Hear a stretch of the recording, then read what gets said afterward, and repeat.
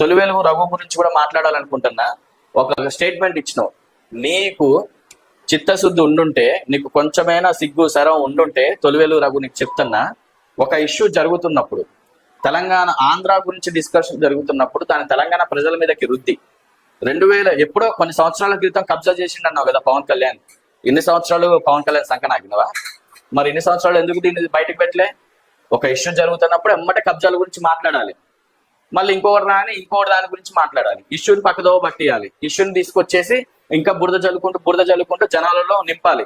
ఒక ఇష్యూ రాగానే ఇవాళ రఘు గురించి ఒక ఇష్యూ వచ్చింది, ఎమ్మటే ఇంకొక టాపిక్ తీసుకొస్తే బురద జల్లినట్టు. అట్లా పవన్ కళ్యాణ్ గారి మీద కూడా అట్లా బురద జల్లుకుంటూ ఇన్ని సంవత్సరాల నుంచి ఏం పీకినవే నువ్వు? ఇన్ని సంవత్సరాల నుంచి ఏం చేసినావు?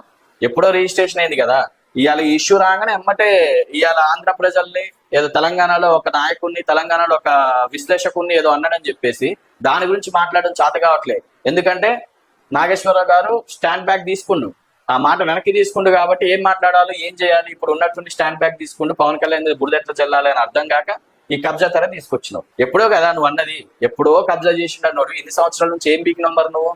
అప్పుడే కబ్జా చేసిన నెక్స్ట్ డేనో లేకపోతే రిజిస్ట్రేషన్స్ అయిపోయిన నెక్స్ట్ డేనో చేయొచ్చు కదా. ఇప్పుడే ఎందుకు ఆ టైం వచ్చింది నీకు? ఇక్కడే అర్థమవుతుంది బురద చల్లే కార్యక్రమం పక్కా జరుగుతుంది. తెలంగాణకి ఆంధ్రాకి మధ్య గొడవలు పెట్టాలి.